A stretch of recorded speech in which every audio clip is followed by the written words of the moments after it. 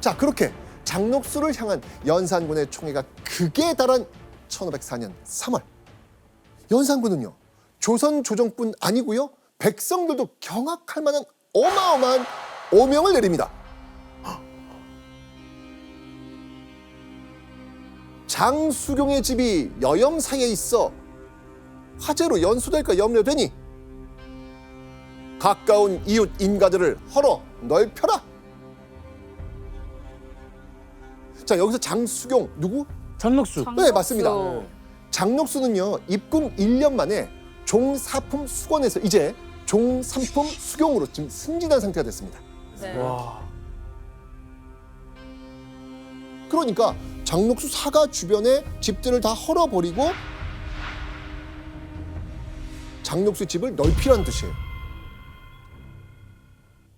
와. 말도 안 되는 얘기죠, 사실. 그렇죠. 그냥 인가들을 그냥 헐라는 건데. 아니, 그렇죠. 너무 화나는 일이죠. 그럼 그 집에 사는 사람들은 그냥 헐리는 거죠. 그러니까요. 그런데 이때 반기를 들고 나선 이들이 있겠지요. 누구? 그 신하들. 그렇죠. 예, 그렇죠. 신하들 반기를 들고 일어납니다. 장녹수는 궁궐에 들어와 지내고 있어서 사가인을 거처하지도 않는데 그 이웃집을 마구잡이로 철거해버리면 백성들이 원망할 것입니다. 당연히 아니되옵니다 하겠죠. 자, 이런 신료들의 반대 요청 받아들여졌을까요? 이것은 능상이다 라고 하면서 연산군 펄쩍 뜁니다. 가만 있어봐. 우리 지난 여행 때 능상이란 단어 배웠는데 능상은 아랫사람이 윗사람을 업신여긴다 라는 뜻이어서 신하들이 이제 막 반기를 들 때 연산군이 이제 능상이라는 표현을 자주 썼었어요. 아. 맞습니다. 한마디로 연산군 입장에서는 왕인 나에게 기어오른다 라는 의미입니다. 신료들이 자신에게 능상을 저지른다고 생각한 연산군은요, 분노합니다. 결국 신료들의 반대 의견 받아들여지지 않습니다. 그런데 이것 말고도요, 연산군이 장녹수에게 집과 토지를 하사한 내용 연산군 일기래요, 여러 번 기록되어 있습니다. 자, 그렇게 장녹수는 자신의 재산을 상상 그 이상의 규모로 불려나가게 됩니다. 그런데요, 장녹수를 위한 연산군의 파격 혜택 여기서 그치지 않습니다. 얼마 후엔요, 연산군이 장녹수 보란 듯이 누군가에게 관직을 하사합니다. 기록으로 보시죠. 종이를 동평관의 고직으로 영원히 정하라.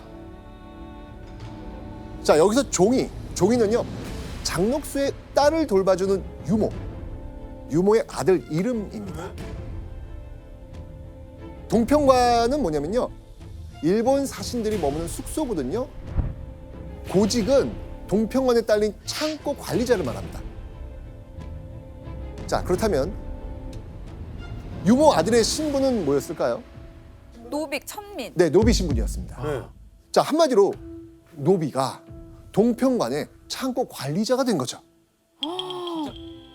단지 유모 아들이라는 이유로 노비로서는 꿈도 꾸지 못할 관직을 하사받은 겁니다. 그리고 그게 다가 아니잖아요. 보세요. 영원히. 영원히. 정규직. 오, 예, 맞습니다. 정규직이에요. 정규직. 와. 평생 고용. 그러자 이번에도 조정신료들 당연히 아니 되옵니다. 동평관의 창고 관리 업무는 많은 이익이 걸려있는 자리입니다 를 외치면서 유모의 아들 인사 문제의 이의를 제기합니다. 그런데요, 이 말 들은 연산군 눈 하나 꼼짝하지 않습니다. 연산군이 장녹수에게 너무 빠져서 아무리 신료들이 반대해도 듣지 않았던 겁니다.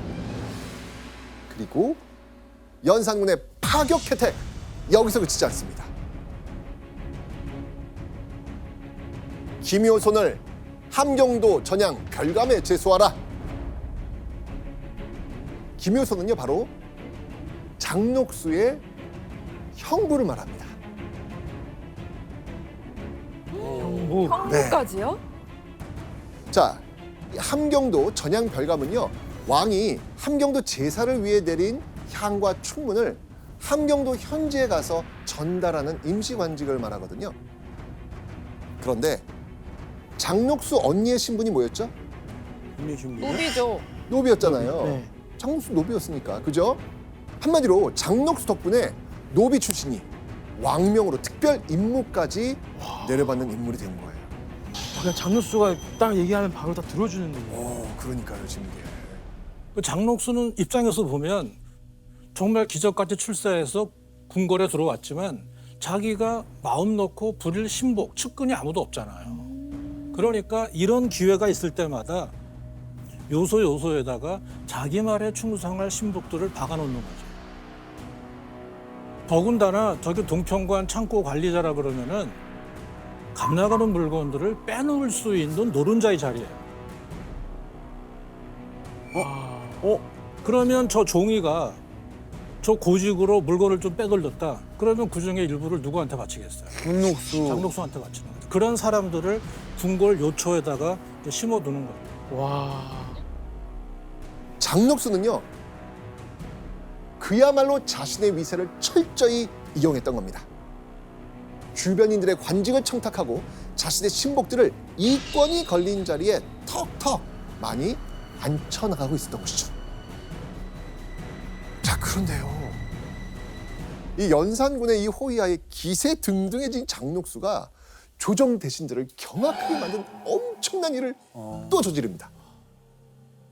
장녹수가요, 관선, 네. 즉 나라의 선박, 배접해, 네. 이 나라의 선박을 이용해서 쌀을 무역하는 일까지 벌인 겁니다. 자, 이게 무슨 말이냐면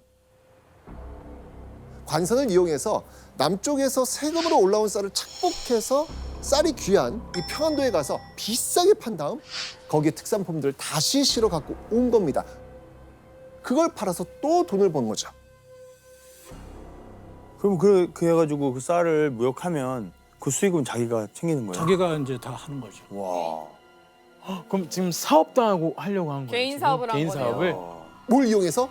나라 나라 거. 거예요. 그렇죠. 와, 이거는 장녹수는 자신의 재산을 불리기 위해서 그 나라 선박을 사적으로 이용한 겁니다. 더 충격적인 건 이때 무역한 쌀의 양이 어마어마했다는 겁니다. 어느 정도요? 무려 7,000석. 7천석. 7천석이요? 그러니까 풀었으면 7천 가마라는 뜻인데요. 이게 도대체 어느 정도의 경제적 가치가 있냐 하면 당시 조선의 이제 최고 관청 중에 6조가 있잖아요. 각 관청이 1년 동안에 지출하는 그 전체 예산, 그게 한 10만 석 정도예요. 그러니까 한 6조의 관청이 사용하는 1년 예산의 한 7% 정도니까 어마어마한 값어치를 장녹수 개인이 움직인 거죠. 총애받는 후궁이라는 이유로 나라의 선박을 이용해 사적 이익을 취하는 장녹수를 보는 신료들의 심정 참담했습니다. 아우, 너무 화나죠. 답답하고. 네, 기가 막히고 코가 막히는 이 현실 앞에 신료들은 이거 말세다라는 그런 생각 들지 않았을까요? 그렇죠.